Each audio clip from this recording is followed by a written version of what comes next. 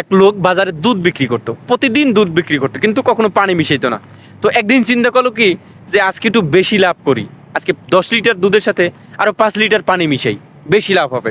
তো বেশি লাভের আশায় সে 10 লিটার দুধের সাথে আরও 5 লিটার পানি মিশাইলো। বেশ ভালো কথা, বাজারে নিয়ে বিক্রি করলো, 80 টাকা পাইছে।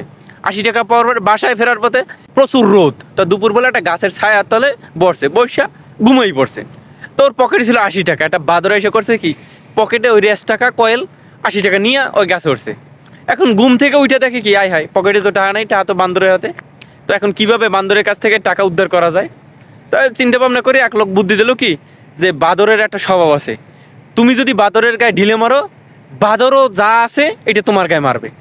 বেশ যেমন কথা তেমন কাজ। ও করলো কি, ওই বাদরের গায়ে একটা মানে ঢিল মারলো। তো ঢিল মারতেছে, বাদর করতেছে কি, একটা ঢিল আবার ওর গায়ে মারতেছে, মানে হলো 1 টাকার একটা কয়েন ওর গায়ে মারতেছে। আবার একটা ঢিল মারতেছে, 1 টাকার কয়েন একটা নদীতে ফালাই দিতেছে, পাশে একটা নদী, নদীতে ফালাই দিতেছে।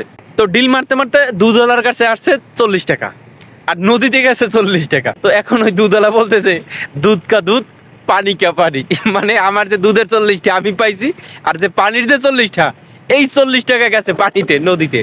তো আপনি যেটা দিবেন প্রকৃতির কাছ থেকে, আপনি ঠিক সেমটাই ফিরে পাবেন। আপনি আজকে 10 টাকা 1000 টাকা লাভের আশায় আপনি মানুষকে ওজনে কম দিতেছেন, আপনি মানুষকে ঠকাইতেছেন। আল্লাহ না করুক আপনাকে এমন এক রোগ আল্লাহ দিব, জীবনে অবৈধ পথে যত টাকা ইনকাম করছেন ওই একটা রোগে আপনার সকল টাকা শেষ। অতএব দুধ কা দুধ পানি কা পানি। আশা করি বুঝতে পারছেন।